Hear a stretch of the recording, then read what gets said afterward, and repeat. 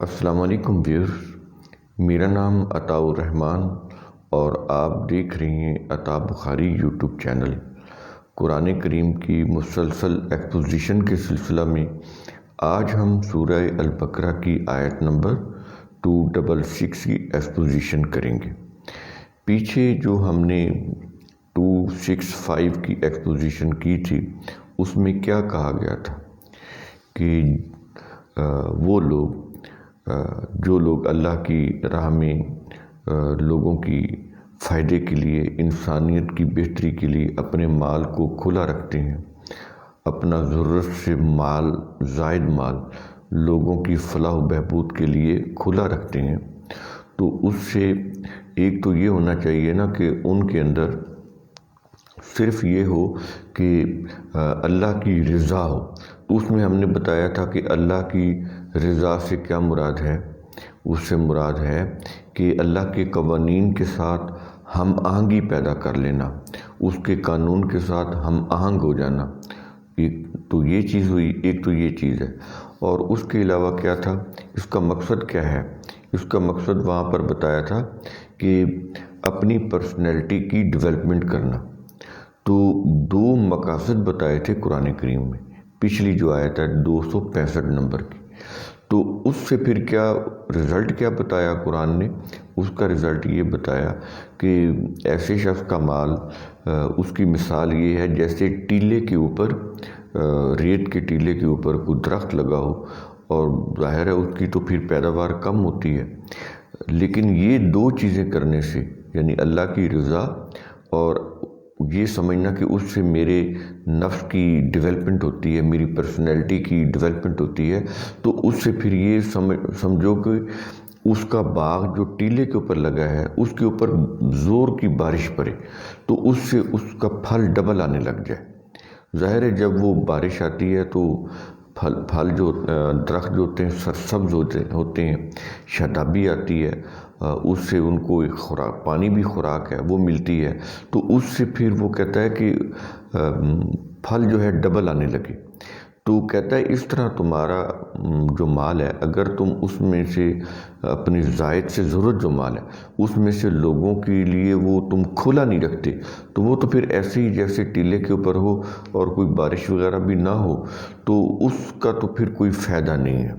نہ تمہاری پرسنالٹی کی کوئی ڈیولپمنٹ ہوتی ہے، نہ تم اللہ کے قوانین کے ساتھ ہم آہنگ ہوتے ہو۔ تو یہ چیزیں ہیں۔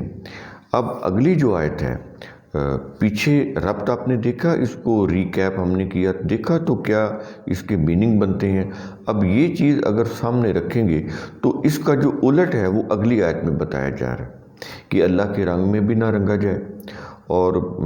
پیچھے، اس سے پیچھے تو یہ بھی بات ہو رہی ہے کہ جو لوگ دکھاوے کے لیے اپنا مال خرچ کرتے ہیں تو وہ تو اللہ اور آخرت کے اوپر ایمان بھی نہیں رکھتے، تو ان کو تو کوئی فائدہ نہیں ہے۔ دینا جن کو دیا ہے ان کو بھی کوئی فائدہ نہیں، کیونکہ ان کو وہ اپنا محکوم بنانے کی کوشش کرتے ہیں، ان کے اوپر اپنا احسان جتاتے ہیں، تو احسان جتا کر ان کو جب تکلیف دیتے ہیں تو ان کی جو صلاحیتیں ہیں کام کرنے کی وہ دب جاتی ہیں، تو اس سے مال دینے کا کوئی فائدہ نہیں ہوتا۔ یہ ساری چیزیں آپ نے جب پیچھے جو ہم آیات کر چکے ہیں وہ ذہن میں رکھیں گے تو پھر یہ جو 266 کی آیت ہے اس کی ایکسپلینیشن جو ہے آپ پوری طرح سے سمجھ لیں گے۔ اب یوں سمجھ لیں کہ 266 نمبر کی آیت میں ان جتنی بھی چیزیں، یہ جو خصوصیات بتائی جا رہی ہیں، اس کے الٹ جو ذہنیت رکھنے والے لوگ ہیں ان کی اب بات ہوگی۔ تو وہ کیا ہے اب بتا رہا ہے، کہہ رہا ہے کہ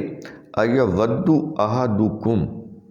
کیا تم میں سے کوئی ایک بھی یہ پسند کرتا ہے کیا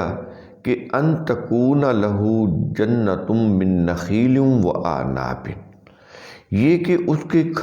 اس کا کھجوروں اور انگوروں کا باغ ہو، تجری من تحتها الانہار، اس باغ کے نیچے نہریں بہتی ہوں۔ اب یہ ذرا منظر ذرا ذہن میں رکھیں، قرآن کریم کس طرح سے مثالوں سے بات سمجھاتا ہے۔ تو یہ ہے قرآن کریم کا ڈرامیٹک وے، بات کو سمجھانے کا تمثیلی انداز۔ تو کہتا ہے کہ کھجوروں اور انگوروں کا باغ ہو اس شخص کا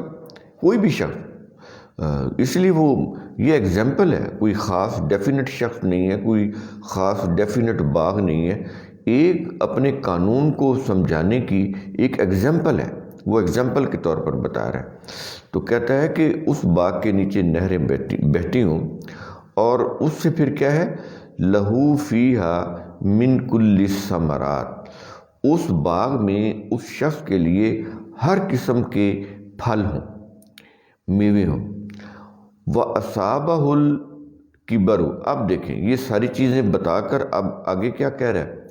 اب آگے وہ ذہنیت کی بات کر رہا ہے، جو پیچھے خصوصیات، جو ویلیوز قرآن نے بیان کی ہیں، اب اس سے الٹ خصوصیات کے جو حامل لوگ ہیں، ریاکاری کرنے والے، ظاہر ریاکاری کریں گے تو اس کا مطلب یہ کہ وہ جتنا بھی مال کھلا رکھتے ہیں وہ تو اللہ اور آخرت کے اوپر یقین رکھ کر نہیں دے رہے ہوتے کسی کو، وہ تو اپنی فائدے کے لیے دے رہے ہوتے ہیں کہ ان کی تعریف ہو، وہ لوگوں کے اوپر اپنا روب داب جما سکیں، اپنی مرضی سے اپنی مرضی کے کام کروا سکیں۔ حکومت وہ اتنے مشہور ہو جاتے ہیں کہ حکومتیں بھی پھر ان کو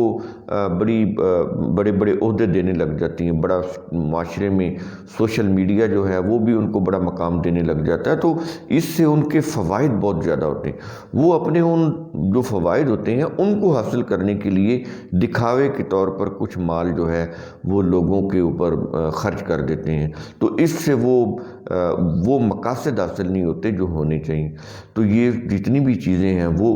ان کو سامنے رکھیں، اور اس کے الٹ جو چیزیں اس آیت کے اندر بتائی جا رہی ہیں کہ یہ سب کچھ ہے، باغ ہے کھجوروں کا، انگوروں کا، نہریں بہہ رہی ہیں۔ یہ جو نہریں ہیں یہ وہ والی نہریں نہیں ہیں جو ادھر ہمارے ہاں پنجاب میں بہتی ہیں، بڑی بڑی چوڑی نہریں، تو عربی کے اندر چھوٹی سی نالی کو بھی نہر بولتے تھے۔ تو باغ کے اندر نالی ہوتی ہے نا جو کھدائی کی ہوتی ہے پودوں کو پانی دینے کے لیے، تو وہ نہریں، وہ والی نہریں نہیں ہیں جو بہت چوڑی نہریں جو ہمارے ذہن کے اندر ہیں کینال، وہ والی نہیں، عربی میں چھوٹی نالی کو بھی نہر کہتے ہیں، جیسے کھالا ہوتا ہے اس کو بھی نہر بولتے ہیں۔ تو کہتا ہے کہ وہ نیچے بہہ رہی ہوں، پھل لگے ہوں، تو کتنی خوشحالی ہوتی ہے، لیکن جو ویلیوز ہم بتا رہے ہیں جو پیچھے قرآن کی آیات کے اندر اگر اس کے الٹ ہے تو پھر کیا ہے، کہتا ہے کہ وَأَصَابَهُ الْكِبَرُ، اور اس شخص پر بڑھاپا آ گیا ہو جس کا یہ باغ ہے، وَلَهُ ذُرِّيَّةٌ ضُعَفَاءُ،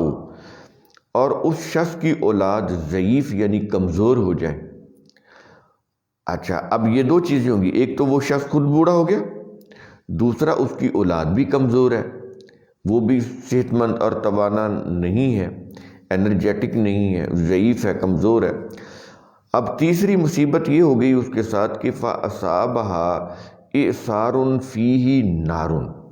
یہ بڑے الفاظ قابل غور ہیں۔ کہتا ہے کہ تب اس باغ پر ایسا بگولا آ پڑے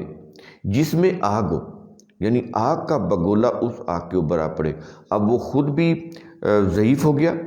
اس کی جو اولاد ہے وہ بھی کمزور ہے، وہ بھی اس کا سدباب نہیں کر سکتی، وہ خود بھی نہیں کر سکتا کیونکہ وہ کمزور ہو چکا ہے، اور آگ کا بگولا ہے جو اس کے باغ کے اوپر آ پڑا، تو اس سے کیا ہوا، فَاحْتَرَقَتْ، اس آگ کے بگولا سے وہ باغ جل جائے۔ کتنی محسوس مثال دیتا ہے اور کس طرح سے بات کو سمجھاتا ہے۔ کہتا ہے کہ وہ جل جائے اس آگ کے بگولے سے۔ کہتا ہے کذالک یبین اللہ لکم الآیات، کیا انداز ہے قرآن، کذالک یبین اللہ لکم الآیات، اس طرح اللہ تمہارے لیے اپنی آیات کو کھول کر بیان کرتا ہے۔ یہ ہے وہ اللہ کی آیات جس کے اندر قوانین بھی بیان ہو رہے ہیں، پھر ان قوانین کو سمجھانے کے لیے ایگزامپلز بھی بیان کر رہا ہے وہ، اور وہ ایسی ایگزامپل جو بالکل محسوس ہوں، جن کو بیان کرنے سے بات بالکل سمجھ آ جائے، ایسی ایگزامپل وہ بیان کرتا ہے، اور ایسی ایگزامپل جو قیامت تک ختم نہ ہو۔ اب یہ جو باغ کی جو کھیتی باڑی ہے، جو باغ کا لگانا ہے، باغ کا وہ پانی دینا، اس کے باغ کو پھل لگنا، یہ ایسی محسوس مثالیں ہیں۔ پھر آگ کا اس کے اوپر گرنا اور اس باغ کا بالکل جل کر راکھ ہو جانا، یہ ایسی محسوس مثالیں ہیں جس سے سمجھایا جا سکتا ہے۔ تو وہ انہی مثالوں سے اب یہ مثالیں جو ہیں یہ قیامت تک رہیں گی، باغ بھی لگتے رہیں گے اس طرح، اور وہ اگر کوئی آگ اس کے اوپر آ پڑے تو باغ کا جلنا یہ بھی اسی طرح ہی ہوگا۔ تو وہ محسوس مثالیں وہ دیتا ہے جو قیامت تک کے لیے چلنے والی ہوں، سمجھنے والی ہوں۔ تو کہتا ہے کہ اس طرح اللہ تمہارے لیے اپنی آیات کو کھول کر بیان کرتا ہے۔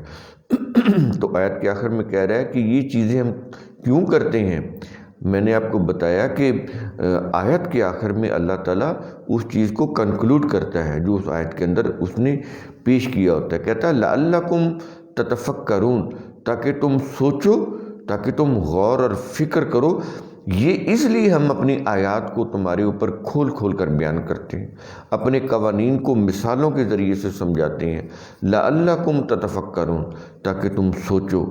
سوچ بچار کرو، تھنک اگین کا عمل کرو۔ یہ ہے چیز قرآن کریم کی کس طرح سے توجہ دلاتا ہے انسانوں کی۔ تو بات کیا ہوئی کہ انسانوں کا جتنا بھی اچھا کام ہے وہ اس وقت جل کر راکھ ہو جاتا ہے جب اس کے اندر ریا آ جائے، ریاکاری آ جائے، دکھاوا آ جائے۔ اس وقت پھر اس کا اللہ اور آخرت کے اوپر ایمان نہیں رہتا، اس سے پھر وہ اللہ کے قوانین کے رنگ میں نہیں رنگا جاتا۔ اس وقت پھر یہ ہوتا ہے کہ وہ اس کے جو نفس ہے، اس کی جو پرسنالٹی ہے، اس کی ڈیولپمنٹ نہیں ہو سکتی۔ جب یہ چیزیں نہیں ہوتی، وہ اپنی ریا سے، اپنے وہ کچھ دے کر، اپنے غلط رویے سے، اپنے غلط بول چال سے لوگوں کو اذیت دیتا ہے، ریاکاری کرتا ہے، تو اس سے پھر نہ اس کے نفس کی ڈیولپمنٹ ہوتی ہے، نہ اس کا اللہ کے اوپر، آخرت کے اوپر ایمان رہتا ہے، نہ اس کا دیا ہوا کوئی لوگوں کو فائدہ دے سکتا ہے۔ وہ فائدہ بھی نہیں دیتا، کیونکہ وہ تو اپنے بیہیویئر سے ان کو کمتر سمجھتا ہے، ان سے یہ چاہتا ہے کہ اس نے کوئی ان کے اوپر احسان کیا ہے اور لوگ اس احسان کے بدلے میں اس کی غلامی کریں، اس کے محکوم بن جائیں، اس کے غلط کاموں میں شامل ہو جائیں۔ تو یہ چیزیں ہیں، اس سے پھر معاشرے کا، سوسائٹی کا کوئی فائدہ نہیں ہوتا۔ اس کا جو دینا ہے وہ الٹا تکلیف کا باعث بن جاتا ہے معاشرے کے وہ افراد کے لیے، ان کی ایگو کو ہرٹ کرنے لگ جاتا ہے، ان کی صلاحیتوں کے لیے نقصان دہ ثابت ہونے لگ جاتا ہے۔ تو اس لیے قرآن کریم کہتا ہے کہ ایسا دینے سے بہتر ہے کہ تم نہ دو۔ اگر تم نے احسان جتانا ہے، اگر تم نے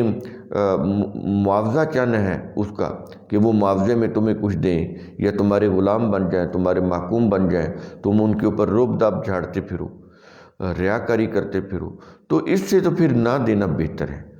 کیونکہ اس سے ان کو تکلیف ہوگی لوگوں کو۔ تو یہ چیز اب دیکھیں کتنا انسانیت کا خیال رکھتا ہے اور اس کو سمجھانے کے لیے کس انداز سے مثالیں دیتا ہے۔ تو یہ ہے جی قرآن کریم کا انداز اسلوب کہ مال کو کھلا رکھنے میں، ضرورت سے زائد مال کو کھلا رکھنے میں یا خرچ کرنے میں بھی وہ کتنے احتیاط کی تلقین کرتا ہے کہ یہ چیزیں ہیں، یہ تم نے احتیاط کرنی ہے، اگر نہیں کیا تو تمہارا جتنا بھی تم نے